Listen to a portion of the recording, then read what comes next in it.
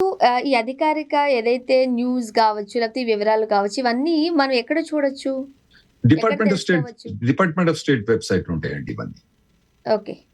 Department of state website లో ఇవన్నీ ఉంటాయి అన్నట్టు. లిస్ట్ ఏమైనా ఉంటాయి, డీటెయిల్స్ ఉంటాయి, కంట్రీ లిస్ట్ ఆఫ్ కంట్రీస్ ఇవన్నీ ఉంటాయి. ఓకే. ఇప్పుడు మన ఇండియన్ ఫ్యామిలీస్ విషయం చూసినట్లయితే ఈ ప్రాక్టికల్ స్టెప్స్ ఎట్లా ఉంటాయి సార్? ఎలా ఉంటాయి? ఎలా తీసుకోవాలి? ఇప్పుడు ఇండియన్ ఫ్యామిలీస్ కు దీని గురించి పర్టికులర్ గా మనకి ఎఫెక్ట్ లేదు కాబట్టి వరి కావాల్సింది ఏమీ లేదు. కానీ ఇన్ జనరల్ మొదటి నుంచి మనం చెప్పుకుంటూ వచ్చింది ఏంటంటే ఇది మొత్తం యాంటీ ఇమిగ్రేషన్ గవర్నమెంట్ కాబట్టి ఎవరు కూడా తూచి తాచి అడుగులేయాలండి. పర్టికులర్ గా విజిటింగ్ ఇండియా రావడం అన్నది మీరు మానుకోవాలి. ఈ అడ్మినిస్ట్రేషన్ ఉన్నప్పుడు అవ్వకాలం బోకాలం చూజ్ చేసుకోవాలి. చూజ్ చేసుకొని ఒకవేళ మీరు కనుక యుఎస్ లో ఉండి వర్క్ చేయదలుచుకున్నా, యుఎస్ లో ఉండి స్టడీ చేయదలుచుకున్నా, యుఎస్ లో ఉండదలుచుకుంటే మాత్రం మీరు ఇక్కడికి ఇండియాకు మీరు లక్ష్మణ రేఖ అంటే యుఎస్ బార్డర్ ను మన ఈహా ఛానల్ ఏమంటుందంటే లక్ష్మణ రేఖ అంటుంది. ఇది మన క్యారియర్ గైడ్ లో. ఆ లక్ష్మణ రేఖ దాటి మీరు వెళ్ళకండి. ఆ లక్ష్మణ రేఖ దాటి వెళితే ఎప్పుడు ఏమైతుందో అర్థం కావట్లేదు. ఫస్ట్ ట్రంప్ అడ్మినిస్ట్రేషన్ ఏమన్నది డ్రాప్ బాక్స్ అంటే వీసా ఇంటర్వ్యూ పోకుండా వీసా వచ్చే ప్రొవిజన్ ను తీసిపడేసింది. ఆ తర్వాత మనకు వీసా బ్యాక్లాగ్ బాగుంది. ఏది అపాయింట్మెంట్ మనకు 2-2 పడుతుంది, కొన్నిటికైతే 2 పడుతుంది వీసా. వేరే కంట్రీకి పోయే ప్రొవిజన్, థర్డ్ కంట్రీకి పోయే ప్రొవిజన్ కూడా ఉండే. అంటే వియట్నాం కానివ్వండి, దుబాయ్ కానివ్వండి, ఎస్పెషల్లీ యుఎస్ లో ఉండే వాళ్ళు, మెక్సికో కానివ్వండి, కెనడా కానీ ఆ ప్రొవిజన్ తీసేసిండ్రు. ఆ తర్వాత December 15th నుంచి ఏం చేసిండ్రంటే అన్ని వీసాలు కూడా పోస్ట్ పోన్ చేసి 4 నెలలకు, 5 నెలలకు, 6 నెలలకు పోస్ట్ పోన్ చేసి ఆటోమేటికల్ తెలియకుండా. ఆ తర్వాత సోషల్ మీడియా బెట్టింగ్ అన్నారు. ఆ తర్వాత ఎప్పుడు ఏ అరెస్ట్ రికార్డు ఉన్నా కూడా ఉన్న వీసాలు కూడా పీక్ పడేసిండ్రు. ఇప్పుడు కొత్తగా ఈ 75 కంట్రీస్ కూడా బ్యాన్ చేసి పడేసారు. ఇటువంటి అన్ని ఉన్నప్పుడు మీరు ఇప్పుడు ఇండియాకు ట్రావెల్ చేయాల్సిన అవసరం ఉందా అంటే ఏమంటారు, మా అక్క పెన్, మా సిస్టర్ పెన్లు ఉంది. ఏ సిస్టర్ పెన్లు ఉన్నా కూడా, నాకు కూడా సిస్టర్ ఉన్నది కానీ నా సిస్టర్ లైఫ్ నా పెళ్లికి వస్తే ఆమె లైఫ్ పాడైపోయింది అనుకోండి, నాకు బాధ అనిపించదు. మరి మీ సిస్టర్, మీ బ్రదర్, మీ సిస్టర్ ఎటువంటిదో మీరు నిర్ణయించుకోండి. అది సార్. ఇప్పుడు మీరు చాలా రీజన్స్ చెప్పారు అమెరికా తీసుకుంటున్న డెసిషన్స్ కి సంబంధించి. ఇవన్నీ ఏదో గ్యాప్ వచ్చి తీసుకున్న సందర్భాలు కూడా కాదు. గంటకో నిర్ణయం, గంట కూడా కాదు, సెకండ్కో డెసిషన్ తీసుకున్నట్టుగా మనం చూస్తూ ఉన్న నేపథ్యంలో ముఖ్యంగా మన ఇండియన్స్ లేకపోతే మన తెలుగువారు ఎలాంటి జాగ్రత్తలు తీసుకోవాలంటారు? మీరు ఏం చెప్తారు వాళ్ళకి సజెషన్స్? ఫస్ట్ లక్ష్మణ రేఖ దాటకండి, అది మెయిన్. ఓకే. అది దాంతో ఏమైందంటే మీకు 70% ప్రాబ్లమ్స్ సాల్వ్ అయిపోతాయండి. లక్ష్మణ రేఖ దాటవచ్చు. ఒకవేళ మీకు జాబ్ పోయింది అనుకోండి, B2 చేంజ్ అవ్వచ్చు, H1 నుంచి L1 నుంచి. తర్వాత మీరు అక్కడనే ఉండి మళ్ళీ B2 నుంచి మళ్ళీ H1B కన్వర్ట్ చేసుకోవచ్చు. ఒకవేళ H4 ఆప్షన్ ఉంటే H4 చేసుకోండి. లక్ష్మణ రేఖ దాటకండి. లక్ష్మణ రేఖ లోపల, లక్ష్మణ గీత ఏదైతే రేఖ గీత ఉన్నదో దాని లోపల ఉంటే మీకు 70% ప్రాబ్లమ్ సాల్వ్ అయిపోతాయి. మాకు వచ్చే తలకాయ నొప్పల్లా 70% ప్రాబ్లం ఏంటంటే వచ్చి ఇండియాలో స్ట్రక్ అయిపోతారు. నేను ఇండియా పోతారో అనుకుంటారు. నాయన నేను ఇమిగ్రేషన్ లాయర్, నాయన నేను యుఎస్ కు రావడానికి హెల్ప్ చేసేవాడిని, యుఎస్ లో ఉండడానికి హెల్ప్ చేసేవాడిని, యుఎస్ నుంచి బయట పోవడానికి నేను హెల్ప్ చేసేది నాకు ఎడ్యుకేషన్ లేదు, నాకు ఎక్స్పీరియన్స్ లేదు, నాకు ట్రైనింగ్ కూడా లేదు. అది లేదు, నాకు ఎక్స్పీరియన్స్ లేదు, ట్రైనింగ్ కూడా లేదు. ఇండియా పోదలుచుకుంటే నా దగ్గరికి రావాల్సిన అవసరం ఉంది. సో ఒకటి అది లక్ష్మణ రేఖ అన్నది మెయిన్ ఇంపార్టెంట్. ఇంకోటి ఏంటంటే ఎప్పుడు కూడా మీ వీసా H1B వీసా ఎప్పుడైతే ఎక్స్పైర్ అవుతుందో, లెట్స్ సే మీది June 30th, 2026 H1B ఎక్స్పైర్ అవుతుంది. మీరు ఏం చేయండి అంటే H1B ఫైల్ చేసినప్పుడు ప్రీమియం ప్రాసెసింగ్ అని ఉంటుంది, దానికి $2,800 ఎక్కువ కట్టమని చెప్తాను నేను.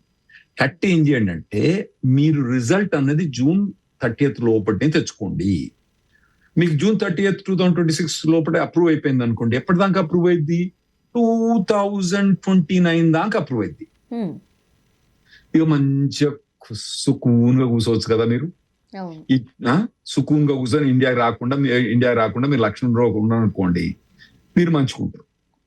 లేదా అంటే మీరు ఆ H1Bని సాగదీసి జూలైలో రిజల్ట్ వచ్చింది అనుకోండి, జూలైలో రిజల్ట్ ఏమొస్తుందండి? అప్పుడు అప్రూవ్ కావచ్చు, డినై కావచ్చు, ఆర్ఎఫ్ఈ కావచ్చు, ఇవన్నీ లేకుంటే జాబే పోవచ్చు, వాడే విత్డ్రా చేయొచ్చు. మీకు అవును.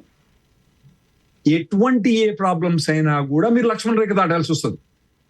ఏది జూన్ 30th మీకు గనక వీసా ఎక్స్పైర్ అయితే, I-94 కానీ I-797 ఎక్స్పైర్ అయితే, జూన్ 30th తర్వాత కనుక మీకు డెసిషన్ వచ్చిందంటే, నెగిటివ్ డెసిషన్ వచ్చిందంటే, మీరు దేశం వదిలిపెట్టి రావాల్సి వస్తుంది.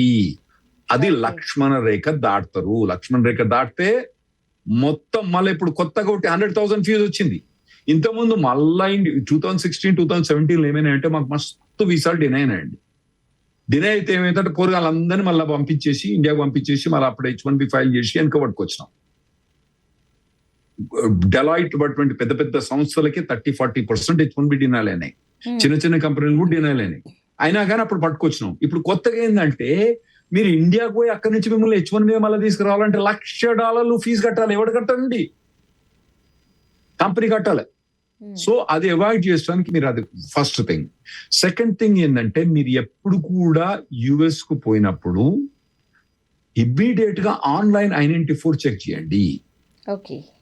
అందులో ఏముంటదంటే అప్పుడప్పుడు ఏముంటదంటే స్వర్ణ గారు, మీకు H1B స్టాంపింగ్ 2027 దాకా ఉంది.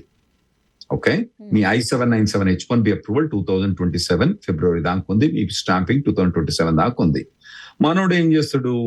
యుఎస్ కి వచ్చేసి ఆహా మంచిగా 2027 దాకా నాకేం ఇబ్బంది లేదు అని కూర్చుంటాడు. అయితే ఏమైందంటే దీని పాస్పోర్ట్ ఎక్స్పిరేషన్ ఎప్పుడు ఉంటుందండి?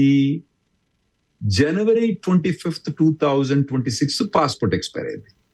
వీడు ఎంటర్ అయినప్పుడు ఏం చేస్తాడంటే ఆ సిబిపి కస్టమ్ బార్డర్ ప్రొటెక్షన్ వాడు ఏం చేస్తాడంటే, ఒరే నాయనా నీ పాస్పోర్ట్ ఇప్పుడే ఎక్స్పైర్ అవుతుంది కాబట్టి వాడు ఆన్లైన్ I-94 అనేది జనవరి 25th 2026 మటుకే ఇస్తాడు. మనోడు ఏం చేస్తాడు? అది చూడక ఎప్పుడు చూస్తాడు? మళ్ళా మార్చ్ ఏప్రిల్ 2027 లో చూస్తాడు. ఎప్పుడైతే ఎక్స్పైర్ అయిద్దో ఆ టైంలో, లేదా అంటే మార్చ్ 2026 లో చూస్తాడు. చూసి ఏమనుకుంటాడు? వాడు ఇల్లీగల్ అయిపోతాడు. ఇల్లీగల్ అయిపోతే మళ్ళా లక్ష్మణ రేఖ దాటాల్సి వస్తుంది. లక్ష్మణ రేఖ దాటితే మళ్ళా అన్ని శనులు ఉంటాయి మీకు. రావణాసురుడు ఉంటాడు, అందరు ఉంటారు అక్కడ. శూర్పణఖ ఉంటది, అందరు ఉంటారు. ఇంద్రజిత్ ఉంటారు, అందరూ ఉంటారు. లక్ష్మణ రేఖ దాటుతానే ఉంటారు. లక్ష్మణ రేఖ లోపల ఉండరు వాళ్ళు. సో ఇవన్నీ కూడా మీరు టెక్నికల్ గా అవాయిడ్ చేయొచ్చు. ఇంకోటి ఏంటంటే, థర్డ్ థింగ్ నేను చెప్పేది ఏంటంటే, ఈఆర్ టీవీకి మీరు సబ్స్క్రైబ్ చేయండి. మేము ప్రతి వారం వచ్చి మీకు క్లియర్ గా ఎక్స్ప్లెయిన్ చేస్తున్నాం. కొత్త వస్తాయి, అన్ని ఒక్కసారి చెప్పలేము మేము. ఈ వీసా బ్యాన్ అనేది కొత్తగా వచ్చింది, $100,000 అనేది కొత్తగా వచ్చింది, ప్రొడెన్షియల్ వీసా రివొకేషన్ అనేది కొత్తగా వచ్చింది, థర్డ్ కంట్రీ నేషనల్ పోయి స్టాంప్ చేసుకోవడం అనేది కొత్తగా వచ్చింది, డ్రాప్ బాక్స్ తీసేది అనేది కొత్తగా వచ్చింది, అన్ని ఆటోమేటిక్ వీసా పోస్ట్ పోన్మెంట్ కొత్తగా వచ్చినది. ముందేమొస్తుందో మేము చెప్పలేము, ప్రతి వారం చెప్పాల్సింది. కాబట్టి మీరు ఈఆర్ టీవీకి మీరు సబ్స్క్రైబ్ చేయండి. సో అంటే ఎవ్రీ వీక్ ఆ వీక్లో ఏం జరిగింది, ఎలాంటి డెసిషన్స్ తీసుకున్నారు, దానివల్ల ఎవరు ఎఫెక్ట్ అవుతున్నారు, మనం తీసుకోవాల్సిన జాగ్రత్తలు ఏంటి అని చాలా క్లియర్గా వివరిస్తున్నారు. Thank you so much Rahul Reddy గారు.